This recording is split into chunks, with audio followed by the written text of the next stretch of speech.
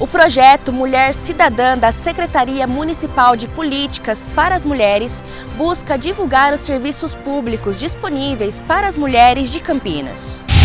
Câmara aprova durante a 28ª reunião ordinária projeto de lei que institui a gratificação à Defesa Civil. Comissão Especial de Estudo aborda a regionalização no Plano Estadual de Resíduos Sólidos.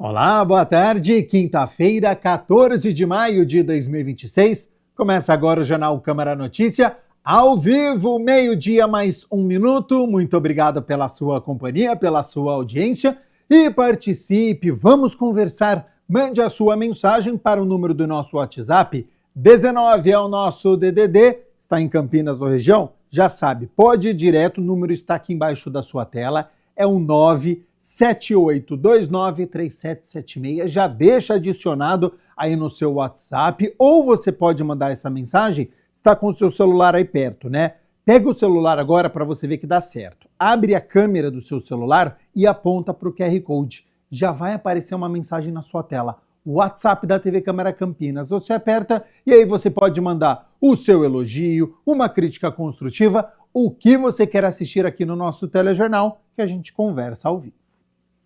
A gente abre a edição de hoje com as notícias da metrópole.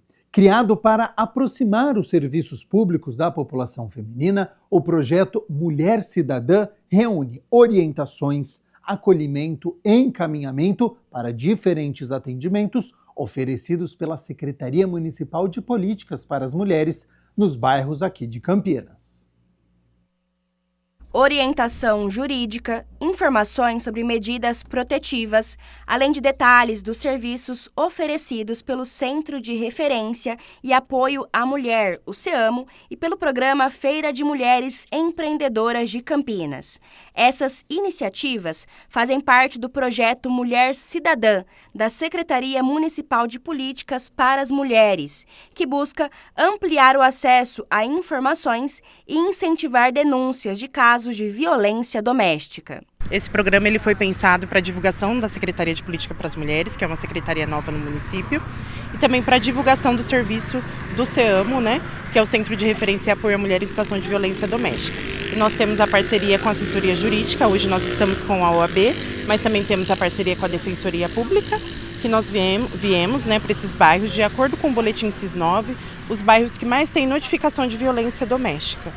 Segundo a Secretaria Municipal de Políticas para as Mulheres, a ação reforça o compromisso da pasta com o fortalecimento e a segurança das mulheres, para que elas se empoderem e consigam romper com os ciclos de violência. Para essa mulher conseguir quebrar esse ciclo, geralmente a maioria não tem uma renda fixa, não consegue aí se livrar desse parceiro que possa estar cometendo a violência com ela. Então nós trouxemos também a coordenadora de empreendedorismo para falar sobre a Feira da Mulher Empreendedora, que é um programa que já existe na Secretaria de Política para as Mulheres, ou também outras opções que elas queiram, capacitação, cursos, para poder se livrar mesmo, quebrar o ciclo da violência. A partir do primeiro contato com a vítima, o projeto faz o encaminhamento para a equipe psicossocial do CEAMO e, em casos de risco iminente, a mulher já é levada imediatamente para a Delegacia de Defesa da Mulher. Se a mulher chega até nós pelo Mulher Cidadã, nós vamos pegar os dados dela, perguntar se é seguro fazer contato com ela por telefone e agendar um horário com a nossa equipe psicossocial. Então ela irá até o CEAMO, passar por esse atendimento para nós entendermos a situação de violência dela e encaminhar ela para os serviços de apoio, de proteção do município. Caso essa mulher esteja em um risco iminente, no momento que ela chegue até a Mulher Cidadã, a gente faz o contato ou o motorista leva direto para a delegacia, que esse é o protocolo para urgência. O atendimento jurídico também é oferecido à população em geral que tenha dúvidas na área legal, mas o foco principal é acolher mulheres em situação de vulnerabilidade. Todos os eventos, pelo menos uma ou duas, nós realmente mudamos a vida daquela mulher. Seja no incentivo dela procurar os direitos dela, seja no incentivo dela fazer a denúncia, de simplesmente fortalecer essa mulher para que ela faça a denúncia, e seja também dela pensando nos filhos dela. E esse trabalho só chega às comunidades graças ao apoio de lideranças locais. Eu sou liderança aqui na comunidade, para a gente assim, tá recebendo, né, esse projeto que elas estão entregando para a gente hoje, para a gente poder estar acolhendo as mulheres hoje, é muito importante mesmo, porque para nós mesmo tem sido um aprendizado, então eu estou aprendendo com elas, recebendo as informações, e aí a gente está repassando essas informações, porque a gente tem muita mulher que hoje precisa, né, precisa desse acolhimento, e eu achei assim, achei 100, nota 100 para esse trabalho que elas estão oferecendo para a gente aqui hoje. Segundo a secretaria, a expectativa é ampliar o alcance do projeto e levar novas edições para diferentes regiões da cidade. Nós iremos fazer de acordo com as regiões que mais têm notificações pelo SIS9, mas pretendemos ir em todas, e vamos voltar quando a gente tiver um mapeamento de quem a gente conseguiu atingir, de qual área que também nos chame, né? Então, assim, por isso que eu falo, as lideranças de bairro são muito importantes para essa contribuição. Podem nos procurar. Eu preciso de vocês aqui no meu bairro, que a gente vai estar se programando para estar lá divulgando o serviço. E como as mulheres podem acompanhar a próxima edição, conferir as informações sobre o programa? As mulheres podem acompanhar pelas nossas redes sociais, né, que é o sec.mulher de Campinas, que é o Instagram da Secretaria, que nós divulgamos por lá também. Ou também pode adicionar no nosso WhatsApp, que é o 19 3735 9499, que nós também iremos postar nos status, ou se elas perguntarem, nós também respondemos. Atenção, hein? Você que é médico ou enfermeiro que atua no acompanhamento de gestantes. A Secretaria de Saúde de Campinas realiza amanhã, na sexta-feira, no Salão Vermelho da Prefeitura, um treinamento teórico e prático sobre pré-eclâmpsia. A capacitação é gratuita e profissionais de saúde da rede pública e privada podem se inscrever. O QR Code está aqui embaixo da sua tela.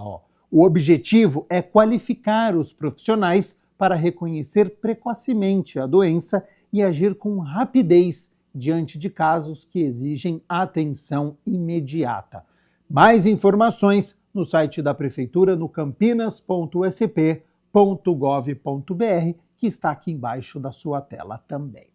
E olha só, após pedido de desligamento do Carlos Prazeres, que encerrou as atividades na Orquestra Sinfônica de Campinas por motivos pessoais, a Prefeitura de Campinas definiu o Evandro Matê como novo maestro. O anúncio aconteceu agora cedo e o Felipe Gomes acompanhou e traz as informações aqui no Jornal Câmara Notícia. Seja bem-vindo e boa tarde, Felipe. Boa tarde, Gabriel. Boa tarde para você que está acompanhando a programação ao vivo da TV Câmara Campinas. Olha, é isso mesmo, Gabriel. A Orquestra Sinfônica Municipal já tem um novo maestro. A Prefeitura nomeou Evandro Matê como regente titular e diretor artístico da orquestra após um processo de escolha que contou com a participação dos músicos aqui da orquestra. A expectativa agora é pelo início dos trabalhos e um novo planejamento que acompanha a orquestra agora ao longo dos anos. Nós tivemos aqui, acompanhamos tudo e conversamos aqui com os envolvidos e você confere a partir de agora. Estou muito feliz, acho que vai ser uma oportunidade, é uma das grandes orquestras do país, do ponto de vista histórico, né? Daqui a pouco ela é uma orquestra centenária, ela tem uma história de vida maravilhosa e eu acho que não tem nenhum regente no país que não gostaria de ter o privilégio de poder ser o regente titular e diretor artístico. Então, a minha expectativa é poder fazer um bom trabalho, dar continuidade a muitas coisas boas que vinham sendo feitas, propor coisas novas, sempre com o intuito de que a gente possa levar para a sociedade o melhor da cultura. Então, eu acredito que a cultura nunca deve estar dissociada de educação. Ela tem que estar sempre conectada. A educação nos dá o conhecimento, a cultura nos dá o discernimento. Então, nós temos que sempre valorizar uma cidade que tem uma orquestra sinfônica e que pode levar isso à sociedade. Então, acho que o meu papel é, junto com o prefeito, com a secretária, com a Associação dos Músicos, com a orquestra, de construir um projeto que seja cada vez mais importante aqui para a comunidade. E já tem alguma ideia dos primeiros projetos que serão implementados aqui em Campinas agora nessa nova fase? A princípio agora, eu estou há poucos dias aqui, né? A intenção é a gente fechar a programação desse ano, né? A gente está discutindo, tem muita coisa em aberto ainda. A minha estreia vai ser em julho no aniversário da cidade, aqui com a orquestra. E estamos mapeando todas as questões aquelas coisas de planejamento, né? Pontos negativos, ponto positivo e o que a gente pode pensar por os próximos 2 anos, aí, além desse, no sentido de construção de um projeto para que ela possa cada vez mais ampliar a sua atividade, ter uma estrutura boa. A gente precisa também trabalhar a questão da nomeação dos músicos que foram aprovados, que é extremamente importante, para que ela tenha uma unidade, ela tenha um grupo que possa trabalhar de uma forma conjunta, né? Tem bastante coisa aí que eu já senti que a gente pode desenvolver. Eu acho que a participação também da sociedade. A gente tem aí, por exemplo, Castro Mendes, que foi um empresário da cidade muito conhecido, que era um mecenas e que é conhecido até hoje por ter sido. Então nós temos que trazer isso para dentro também. Nós temos que trazer iniciativa privada, a gente não pode só ficar na dependência do poder público, a gente precisa construir uma parceria, eu chamo de um tripé, que é o poder público, a sociedade civil e também a área da educação, né? Parcerias, nós temos aqui uma universidade incrível que é a Unicamp e precisa conectar isso. Esse tripé, essas 3 linhas, eles precisam estar conectados. Então a ideia é seguir mais ou menos nessa linha. A gente tem muitas vezes eventos, ingressos limitados e tem 10, 15 mil pessoas que acessam. Isso é um problema, mas é um problema bom. Quer dizer que a cidade está consumindo uma música clássica, consumindo um concerto de orquestra, e para a cidade de Campinas é fantástico. A Orquestra Sinfônica de Campinas é uma referência no país, e a chegada do novo maestro, o maestro Evandro Maté, sem dúvida é uma página nova que se abre e tenho certeza que de muito sucesso. Eu acho que a primeira orquestra é uma das melhores do Brasil, mas ela é um patrimônio da cidade, né? E a cidade abraça essa orquestra de uma forma muito forte. Então, essa transição, né, foi muito sofrida para a cidade, porque todo mundo estava muito conectado com a orquestra e todo mundo fica preocupado quais seriam os rumos. Então, eu acho que hoje, quando a gente apresenta essa decisão, advinda dos próprios músicos que nos apresentam essa lista tríplice, entre elas a escolha do maestro Evandro Maté, tem diversas razões. Eu acho que, primeiro, a conexão dele com uma formação que vem de orquestra pública, que tem uma particularidade, mas principalmente ter um líder novo, com uma nova característica, mas que tem esse olhar da gestão, também tem essa formação, né? Ele foi músico por mais de 25 anos de uma orquestra pública e eu acho que ele vai conectar com Campinas e com a nossa população fortemente. E é isso que a gente espera, que a população continue abraçando a orquestra e abrace o nosso novo maestro. Evandro Maté assume então a missão de conduzir uma das orquestras mais tradicionais do país, em um momento de transição após a saída do maestro Carlos Prazeres. Até a posse e o início oficial das atividades, os concertos da Orquestra Sinfônica Municipal de Campinas continuam acontecendo com maestros convidados. Volto com você aí do estúdio. Muito obrigado, Felipe Gomes, pelas informações e, claro, quero agradecer aqui a disponibilidade do tempo com a nossa equipe, que conversou com o nosso repórter Felipe, do prefeito de Campinas, Dário Saad, da secretária municipal de Cultura, Alexandra Caprioli, e o novo maestro de Campinas, Evandro Maté, já se preparando aí para o aniversário da cidade, para um segundo semestre de muitas apresentações aqui em Campinas. Bom, 12:00 mais 13 minutos, a gente segue aqui com o Jornal Câmara Notícia, mas agora com as notícias do Legislativo, porque ontem foi dia da 28ª reunião ordinária, os vereadores se reuniram por quase 3 horas para discutir e votar os 16 projetos que estavam na pauta. O André Aranha acompanhou tudo e chega agora no jornal com as informações. Seja bem-vindo e boa tarde, André. Bom, é isso mesmo. Boa tarde para você, Gabriel. Boa tarde para todo mundo acompanhando o Câmara Notícia. Pois é, havia 16 projetos na pauta, todos foram aprovados. Portanto, 2 de autoria do Executivo. Conversamos, inclusive, com o Paulo Haddad, que é o líder de governo na Câmara. A princípio, ele falou a respeito do item 10, porque falava sobre a segunda discussão e votação no projeto de lei complementar que institui a gratificação de proteção e defesa civil. Conversei com ele no intervalo regimental e ele falou sobre isso. Acompanhe. É para valorizar os nossos agentes da Defesa Civil, aquele servidor público que se dedica à Defesa Civil para atender a população, mitigar danos ou algo que possa ser mais contundente para a nossa população.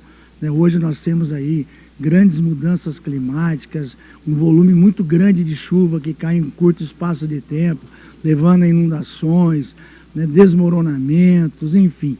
Esse agente da Defesa Civil, ele será valorizado com 35% nos seus vencimentos, aqueles funcionário público, aquele servidor público que se dedica exclusivamente a essa ação da Defesa Civil. Então é a valorização por parte do Executivo, do nosso profissional, que muitas vezes evitando grandes catástrofes e danos e vidas que podem ser ceifadas, estando sempre à disposição da população. E é importante a gente dizer que quando nós temos aí alguma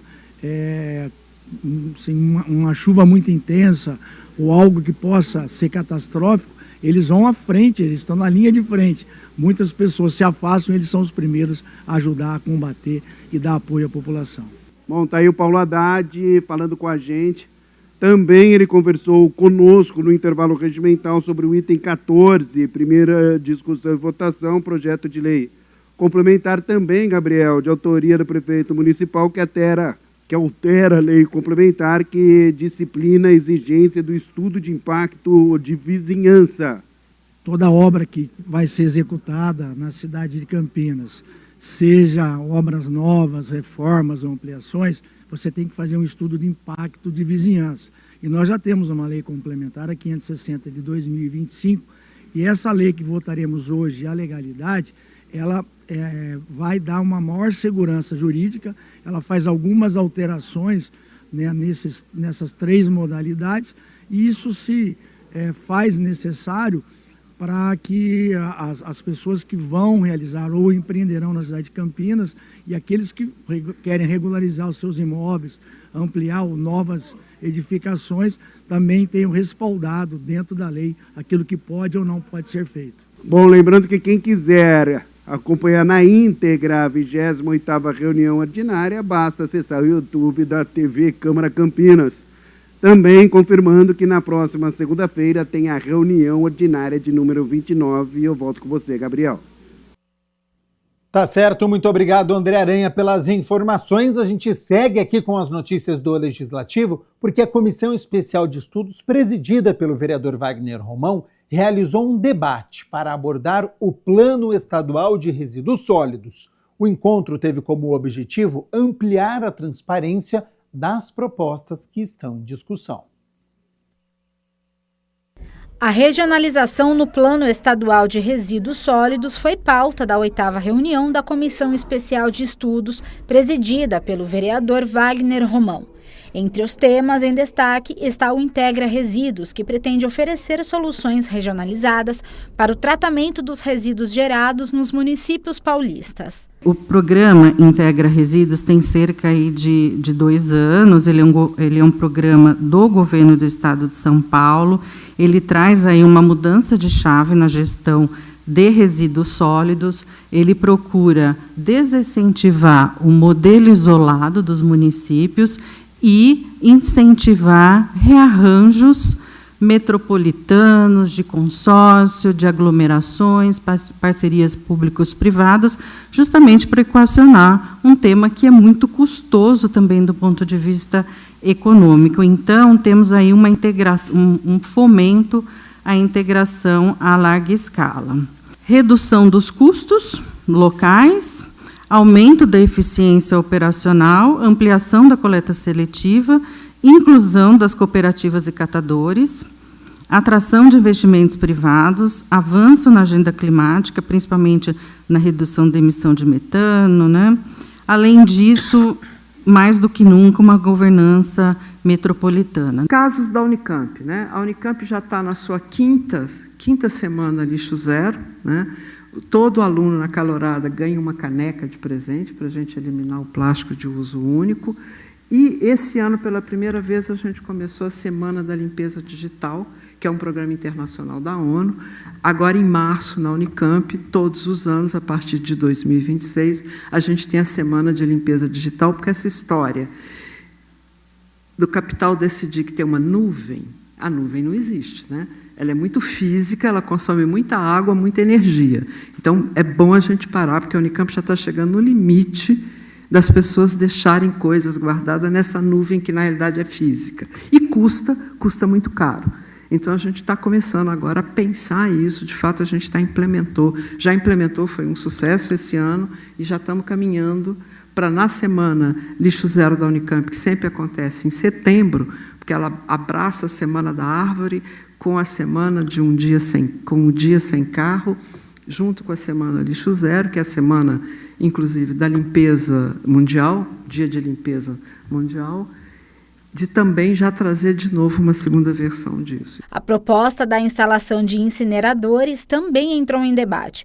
Para o presidente da comissão, vereador Wagner Romão, a proposta não parece ser a melhor solução e precisa de mais transparência. A gente tem que considerar que todo resíduo produzido no processo de utilização de matéria-prima, produção, reutilização, depois a reciclagem, ela é um processo que envolve riqueza, né? Tudo isso é matéria-prima que é produzida e que é transformada. E incineração não é a melhor solução, né?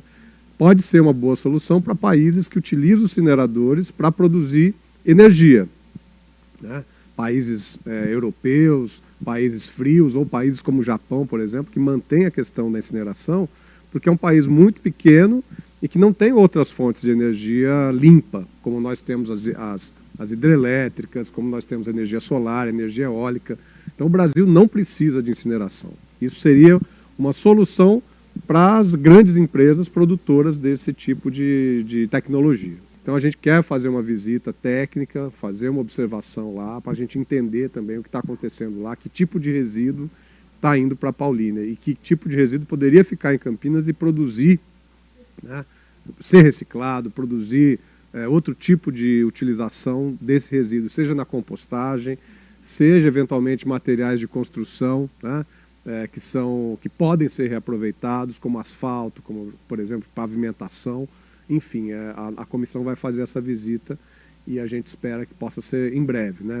Nosso gabinete vai entrar em contato lá para a gente fazer essa visita técnica. Jovens aprendizes do CIEE participaram de uma ação formativa de educação política aqui na Câmara de Campinas. Durante a atividade, eles conheceram de perto o funcionamento do Legislativo e discutiram a importância da participação cidadã. Entender como funciona o poder público e qual o papel do cidadão na política. Esse foi o objetivo da ação formativa de educação política voltada para jovens aprendizes do CIEE, realizada no plenário da Câmara Municipal de Campinas. Essa parceria com o CIEE é uma parceria já de longa data, né? Eles nos procuraram alguns anos atrás com o objetivo de enriquecer o processo de formação dos programas de inserção profissional que eles desenvolvem aqui na cidade, né? A princípio a gente fazia palestras sobre orientação profissional, sobre questões de cidadania, e aí nos últimos anos a gente trouxe uma proposta um pouco mais dinâmica, digamos, né? Alguns jogos, algumas atividades para despertar um pouco da consciência política desses jovens que estão numa idade muito interessante, né? 17, 18, 19, até 20 anos mais ou menos, e em inserção no mercado de trabalho. E a gente sabe que é uma fase muito desafiadora da vida.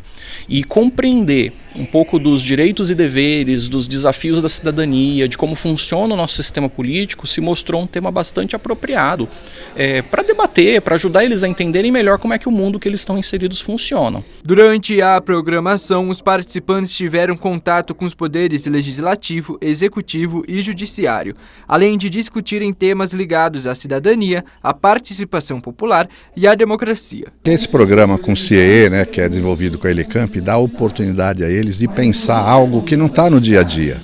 A gente sabe que as escolas têm também como dever o estudo da cidadania, promover a cidadania de forma transversal. Mas aqui eles acabam vendo isso assim na essência, entendendo o funcionamento do poder legislativo local eles são levados a refletir também o poder legislativo estadual, federal, as leis federais, obrigações, divisão dos poderes, né? Então isso reforça, né, aquele ensino que as escolas já fazem normalmente, mas que é muito en passant. E os jogos, as brincadeiras, a dinâmica proposta pela Elecamp faz eles refletirem. E no final aqueles saem com um aprendizado mais consolidado, certamente mais preparados, não só para serem cidadãos, como seguir a sua carreira com uma consciência diferenciada, sabendo mais a importância de respeitar as leis, né? Lutar pelos seus direitos e cumprir seus deveres. Eu acho que isso é fundamental, eles vão levar isso para sempre. Durante a iniciativa, os jovens aprendizes do CIE conheceram um pouco mais sobre o funcionamento do Legislativo e a importância da participação cidadã. Eu achei muito interessante, porque é algo assim que a gente não vê assim no âmbito escolar, no âmbito até um pouco da faculdade, assim, algo que a gente vê mais sobre a história assim, mais também sobre quem é responsável pelo quê. A gente vê um pouco sobre a história também, sobre a história de Campinas, que eu acho muito interessante. A questão daqueles folhetinhos, não tem que ele passou, daquelas coisas, achei bem interessante. Eu achei super interessante, eu acho legal o CIE patrocinar não, né, em conjunto com a gente para aprender e ter mais reconhecimento sobre quem é responsável, quem, né, faz tudo na política. A proposta da ação também busca incentivar o pensamento crítico e ampliar o interesse dos jovens por temas ligados à sociedade e à participação política. A gente pensa um pouco em ampliar o campo dos direitos, né, de fortalecer uma consciência crítica para os adolescentes e jovens, né? Eles estão em processo de formação, a gente entende eles como pessoas em desenvolvimento, eles estão com a gente dentro do mundo do trabalho, mas a gente entende que também é nosso papel formar eles enquanto cidadão.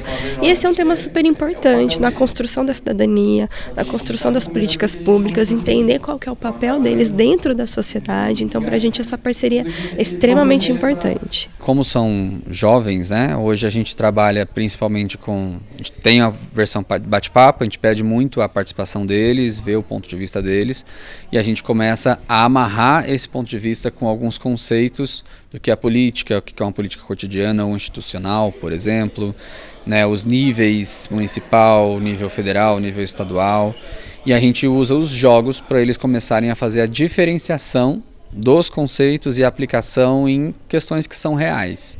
Então ali, por exemplo, nos jogos que eles estão vendo agora, tem questões de, assim, quem é o responsável pelo Código de Trânsito Brasileiro ou pela iluminação pública, e eles têm que começar a perceber quem são os atores, de fato, que podem responder por essas questões que atingem eles todos os dias. Ao final do encontro, os jovens saíram com uma nova perspectiva sobre política e participação social. Um aprendizado que começa no conhecimento e pode se transformar em cidadania ativa. Foi muito bom a parceria que a CIE fez com a Câmara Municipal de Campinas, que proporcionou para a gente ensinamento sobre o que cada função faz, sobre estadual, municipal e federal, proporciona para nós cidadãos, que é muito importante, né, para o nosso dia a dia, e que conscientizou, né, a nós que somos jovens, o que cada pessoa ali no órgão regulamentar faz, e foi muito interessante mesmo. A Comissão de Finanças e Orçamento realizou a 4ª reunião de 2026 e analisou projetos que impactam diferentes áreas da cidade. Entre os temas discutidos estão incentivo ao futebol feminino e gratuidade no transporte para candidatos do Enem. A 4ª reunião ordinária de 2026 da Comissão Permanente de Finanças e Orçamento foi presidida interinamente pelo vereador Nick Schneider. Também participaram os parlamentares Fernanda Souto e Luiz Iabico. E ao todo foram analisados os pareceres de 4 projetos de lei. Então, sob esse ponto de vista, sob essa ótica, nós deliberamos alguns projetos de desafetação de área pública, um projeto que incentiva o futebol feminino, que cria diretriz para o futebol feminino, um outro projeto que trata da isenção de passagem de ônibus para alunos que vão prestar o Enem, e além de outros projetos importantes na casa. Entre os itens em discussão está o projeto de lei 172 de 2023, de autoria do vereador Carlinhos Camelô, que estabelece diretrizes para a implantação de política pública municipal de incentivo ao futebol feminino em Campinas. O texto foi aprovado, já a emenda apresentada pelo vereador Nelson Osseri foi rejeitada. Aqui a emenda que eu dei parecer favorável era justamente propondo que no artigo 2º desse projeto, em que fala as diretrizes para a implantação da política municipal de incentivo ao futebol feminino obedecerão os seguintes princípios: esforço de inclusão social, busca de construção coletiva de resultados, respeito à diversidade, combate à dependência química e ociosidade marginalizante e estímulo à autonomia da pessoa humana. A emenda seria para suprimir, a emenda do vereador Nelson Osseri, seria para suprimir esse parágrafo 3º aqui, o respeito à diversidade. E eu entendo que isso geraria mecanismos de discriminação, considerando que as mulheres são diversas, têm suas particularidades, têm as suas complexidades, enfim, tanto humanas, econômicas, sociais. E eu acho que qualquer mecanismo que venha para discriminar ou dificultar essa participação e essa inclusão, nós temos a obrigação de evitar, né? Então, por isso que eu dei parecer contrário a essa emenda. Outro tema analisado foi o PLC número 15 de 2022, de autoria do vereador Rubens Gás. O texto prevê gratuidade no transporte coletivo municipal para candidatos inscritos no Enem, o Exame Nacional do Ensino Médio, nos dias de aplicação das provas. A proposta recebeu pedido de vistas do presidente interino da comissão. Foi de minha autoria o pedido de vistas, porque, como eu disse, aqui nós não tratamos do mérito da matéria simplesmente. É evidente que é muito meritório, é importante, seria importante se puder, a prefeitura custear essa passagem para os alunos para prestar as provas do Enem no dia das provas. No entanto, é algo que precisa ser previsto financeiramente, né? Precisa ter um impacto financeiro porque a empresa recebe, independente da gratuidade ou não que seja dada para o usuário. A empresa vai querer receber da prefeitura. Então, a gente precisa ver o impacto financeiro disso, se a prefeitura, no seu corpo orçamentário, tem como arcar com esse custo, para daí seguir o projeto. Então, o pedido de vistas é exatamente nesse sentido, para nós termos o conhecimento técnico, se é possível a implantação desse projeto. A Câmara Municipal de Campinas realizou uma sessão solene marcada pelo reconhecimento a uma trajetória centenária de fé, trabalho voluntário e ações sociais. A medalha Arautos da Paz foi entregue à Igreja de Jesus Cristo dos Santos dos Últimos Dias, em homenagem aos 100 anos de pregação aqui no Brasil. A Câmara Municipal de Campinas realizou a 19ª reunião solene para a entrega da medalha Arautos da Paz. A homenagem foi dedicada à Igreja de Jesus Cristo dos Santos dos Últimos Dias pelos 100 anos de pregação e atuação no Brasil. A solenidade foi proposta pelo vereador Luiz Iabico. Nossa jornada começa pelo Templo de Campinas. Anunciado em 1997 e aberto em 2002, ele se tornou mais do que uma construção religiosa. É um símbolo de serenidade, fé e esperança na entrada do distrito de Souzas. Ao cair da noite, sua iluminação imponente e seus jardins impecáveis oferecem um convite visual à paz que o mundo tanto busca. Durante a cerimônia foram destacados os trabalhos sociais e voluntários desenvolvidos pela Igreja ao longo das últimas décadas, com ações de apoio humanitário realizadas em diferentes regiões do país. Se, por um lado, o poder público se esforça para garantir os serviços essenciais, são essas mãos bondosas e cristãs que injetam na sociedade o amor necessário para suportarmos as adversidades. Afinal, para além dos cidadãos, somos todos verdadeiramente irmãos. Por essas razões, por esses exemplos, caros irmãos e irmãs, é que hoje está sendo outorgado essa comenda Arautos da Paz à Igreja de Jesus Cristo dos Santos dos Últimos Dias. Representantes da Igreja de Jesus Cristo dos Santos dos Últimos Dias destacaram o significado da homenagem e relembraram o legado construído ao longo de um século de atuação no Brasil. Essa medalha Arautos da Paz, ela carrega um significado muito especial. Ela reconhece pessoas e instituições que se destacam no serviço ao próximo, na defesa da vida, na promoção da paz. E nós sabemos que essa honraria não se trata apenas de uma distinção formal, trata-se de um chamado renovado para que nós continuemos a promover a paz. Paz nas famílias, nas comunidades, paz entre as diferentes religiões, culturas, nas instituições, paz no coração humano. Estava pensando sobre essa palavra arautos, arautos da paz. Arautos significa um mensageiro, aquele que anuncia alguma coisa. E aqui nessa cidade de Campinas, que é um polo industrial, tecnológico, cultural tão importante no nosso país, nós tivemos vários arautos, porque a paz ela pode ser proclamada de várias maneiras. Somos privilegiados aqui. Estamos sendo realmente felizes numa cidade que proporciona a oportunidade de serviço. E isso temos, então, também o privilégio de deixarmos a nós mesmos, os nossos tempos, e proporcionarmos, através de nossos talentos, oportunidades únicas para algumas pessoas menos abastadas. É uma alegria estar aqui.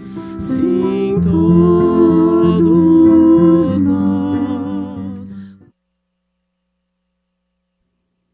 12:35. Muito obrigado pela sua companhia, pela sua audiência. Estamos ao vivo nesta quinta-feira e olha só, a nossa equipe conversou com um ortopedista que explicou sobre uma inflamação no calcanhar, uma patologia muito mais comum do que muitas pessoas pensam. Fascite plantar é o tema do Saúde Agora.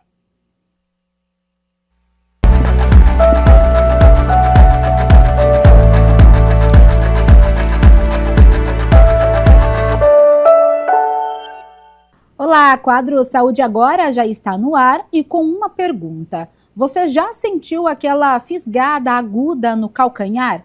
Se a resposta for sim, você pode sofrer de fascite plantar. No Saúde Agora vamos entender sobre essa condição com o Dr. Fabiano Nunes, ele que é ortopedista da Beneficência Portuguesa de São Paulo e já está conectado aqui com a gente. Seja muito bem-vindo, Dr. Fabiano. Boa tarde a todos, boa tarde, Cassiane.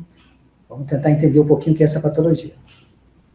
Exatamente, doutor. Bom, para a gente iniciar, então, né, o que de fato é essa condição? A gente pode dizer que é crônico ou não?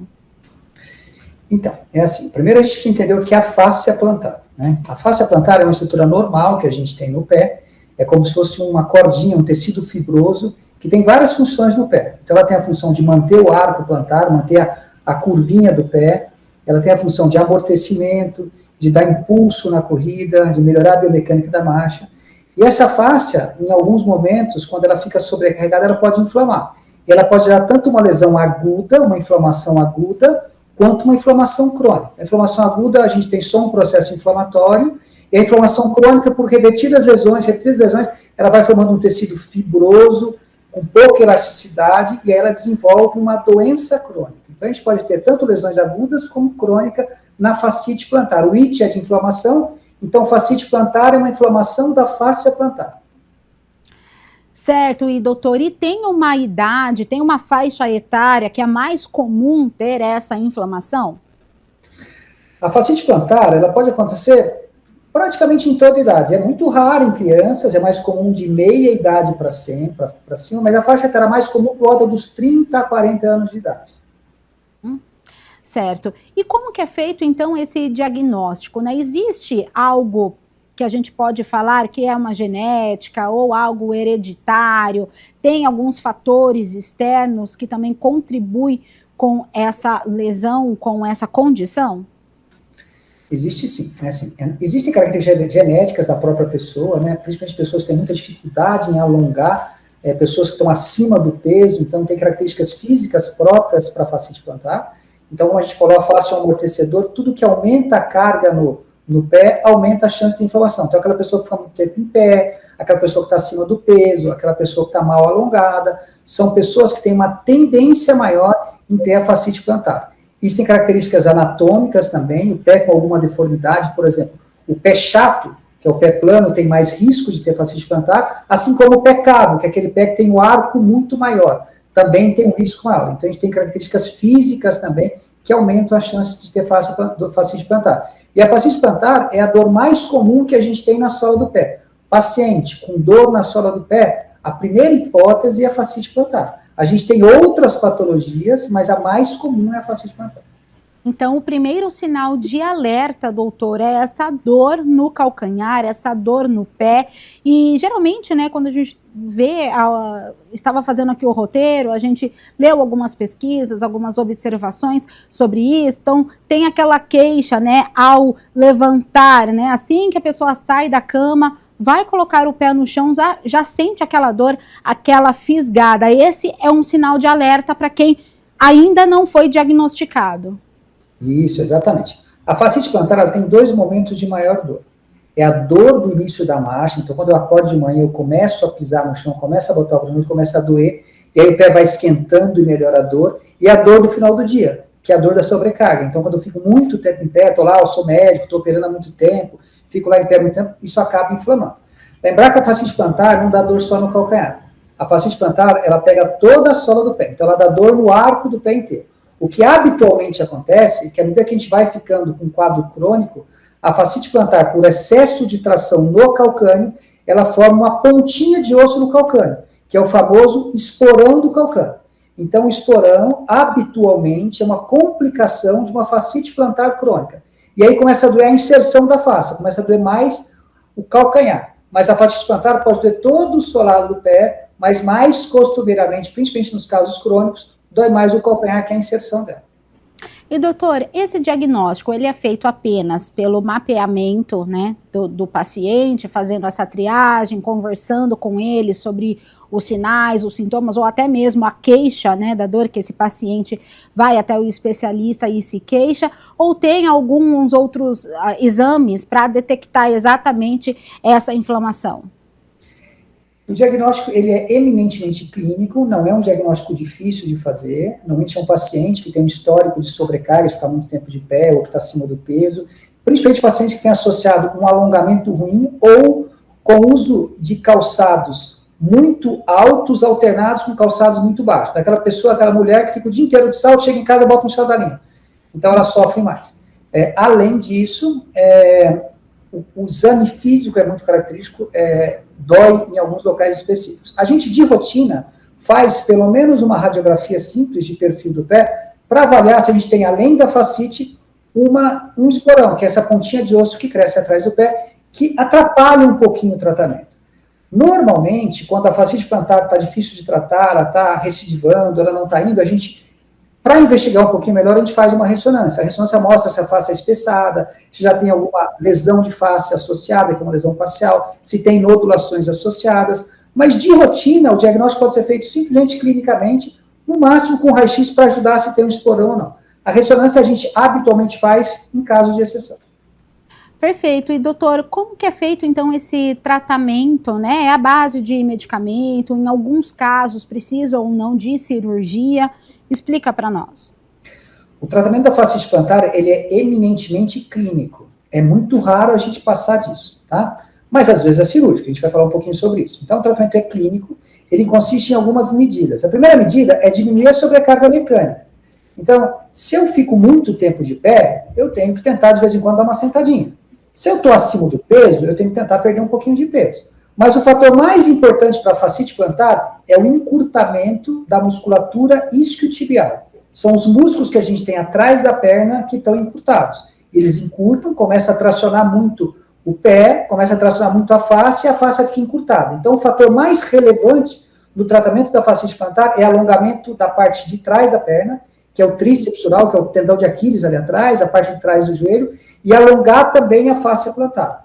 Alongamento da face de trás da perna é exercício de alongamento normais do dia a dia, bem simples de fazer. E um jeito fácil e caseiro de alongar a face plantar é pegar uma garrafinha de água mineral, dessas pequenininhas, enche de água, deixa ela virar um bloquinho de gelo, coloca no chão e pisa em cima da garrafinha e faz um movimento circular do pé, colocando o peso em cima. Isso ajuda a alongar a face plantar quando você não tem possibilidade de fazer, por exemplo, uma fisioterapia.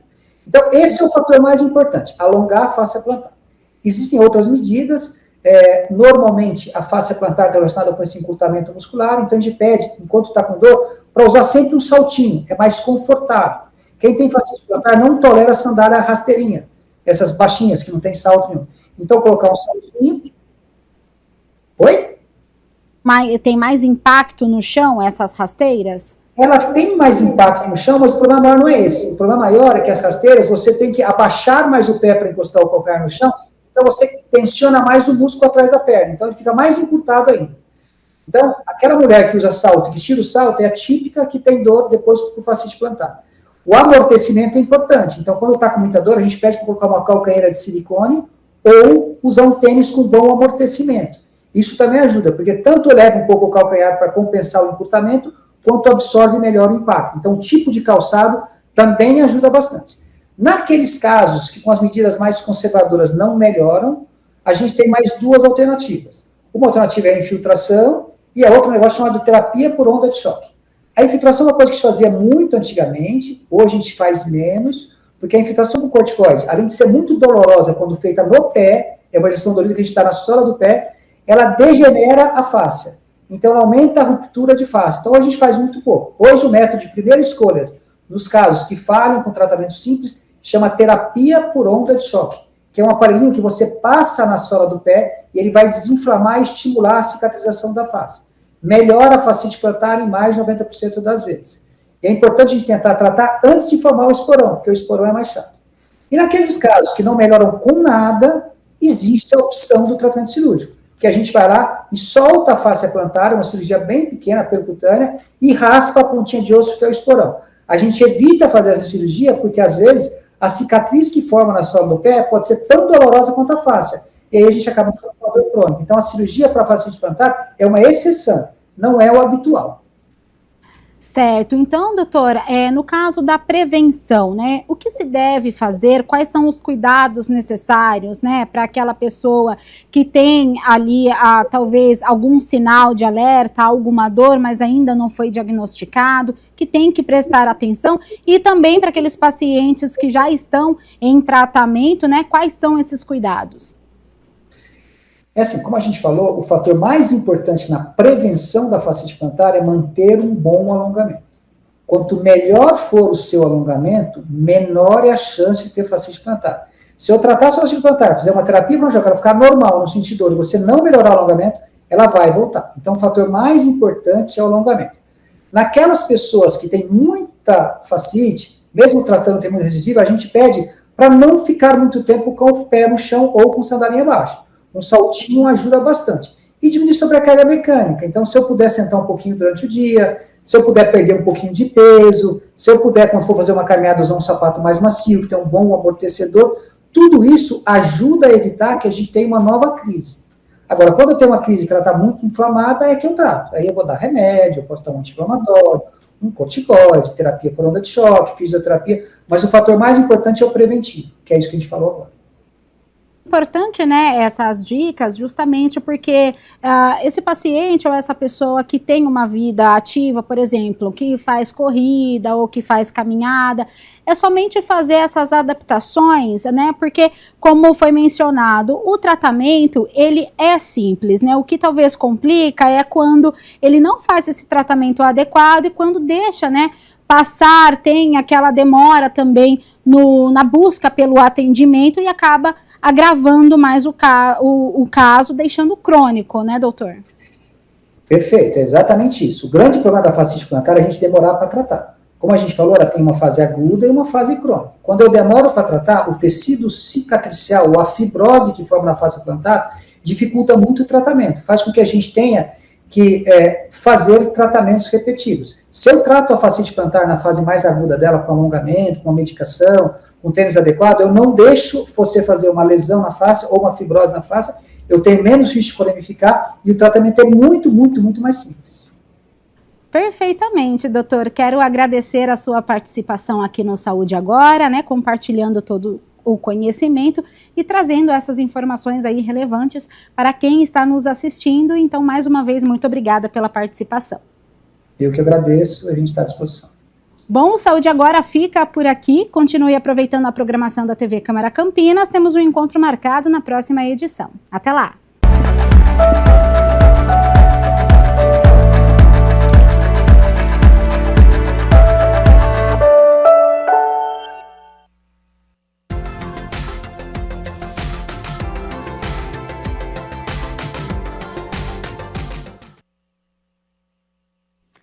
Tem mudança à vista, viu? O tempo volta a ficar instável por conta da chegada de uma frente fria em Campinas e região, e com isso a temperatura deve cair e tem previsão de chuva para esta sexta-feira. A boa notícia é que a umidade relativa do ar deve aumentar. Vamos às temperaturas, elas já estão aqui na minha tela, então para amanhã, sexta-feira, tem aumento de nebulosidade e ao longo do dia a chuva deve aparecer, mínima de 13 graus, então aquele casaco mais pesado, aquele agasalho, vai ter que sair do armário novamente. Ao longo do dia a temperatura sobe um pouco, mas é uma sexta-feira fria na cidade de Campinas, com máxima de 22 graus aqui na cidade. O Jornal Câmara Notícia fica por aqui. Muito obrigado pela sua companhia, pela sua audiência. Continue na nossa programação e nos vemos amanhã na sexta-feira. Até lá. Tchau, tchau.